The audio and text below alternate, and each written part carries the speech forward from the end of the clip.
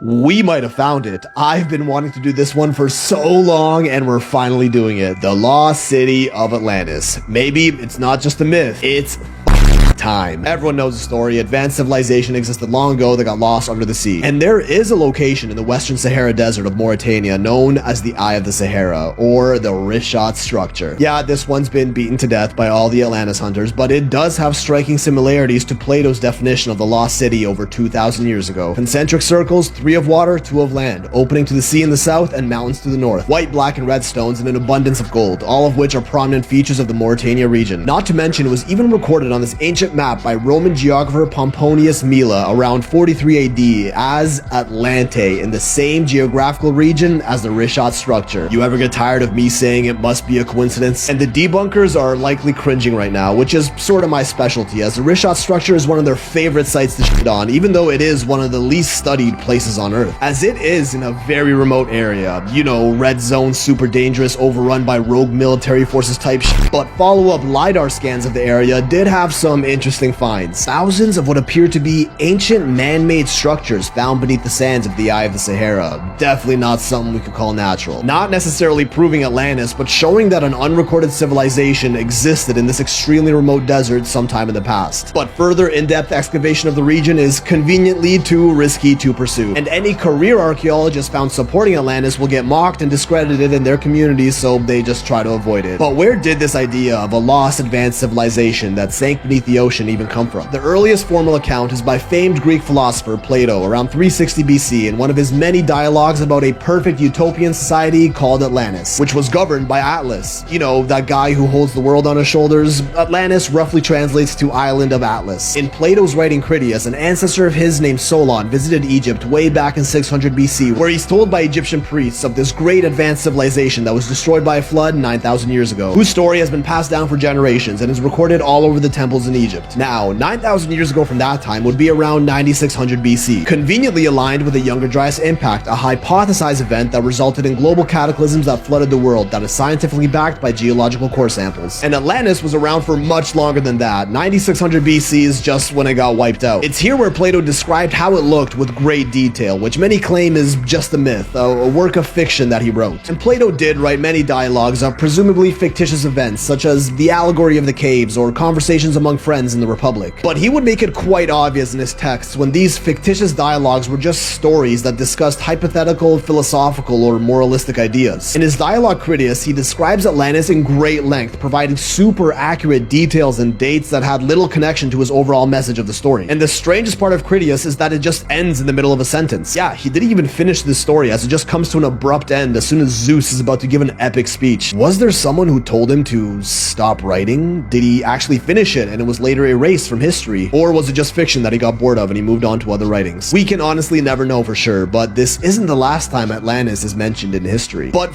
these stories, right? They're just made up myths. Where is the evidence? We'll get to that, because the Temple of Edfu in Egypt has carved into its walls a story about a lost civilization that got flooded and destroyed by a great cataclysm, sounding like a broken record at this point. And Egypt has a recorded lineage of kings that goes back over 30,000 years, but is commonly regarded as just a myth. According to these Egyptian myths, in these earliest of times was a god named Thoth, who was born around 36,000 years ago in an idyllic civilization, where he accumulated great knowledge about the world, the universe, astronomy, writing, government, and even how to achieve immortality, and recorded them on giant slabs of green stones known as the Emerald Tablets. Everything was all fine and dandy until that pesky flood rolls along and destroys everything around 11,000 years ago, 9600 BC. Thoth survives the deluge and is instructed, among a few others, to pass the divine knowledge of the Emerald Tablets on to the next generation. One of the places he visits was a region called Kem, which we know today as Egypt, where he reintroduces civilization to a land of savages. He taught the early pre-Egyptians how to write with hieroglyphics, along with astronomy, agriculture, governing, and all the basics of civilization, and allegedly introduced them to the pyramids, which were leftover relics from Thoth's original civilization that got destroyed by the global floods. A similar version of this story is also retold in the Phaedrus, another written work by Plato. Some claim that Thoth was actually Atlantean, and that these mega structures around the world, like the pyramids, Easter Island heads, Kailash Temple, Gunung Padang, Saskatchewan, and so on, are all relics of the Atlantean Empire. Because according to this, Atlantis wasn't just a city or an island, it was a global civilization that existed over 30,000 years ago, and we might just have the evidence for it. Okay, I'm so sorry, but I'm gonna have to make a part 2. I hate doing this, but there was just too much to fit into one video, and I know you wouldn't have watched this if it was like 15 minutes anyway.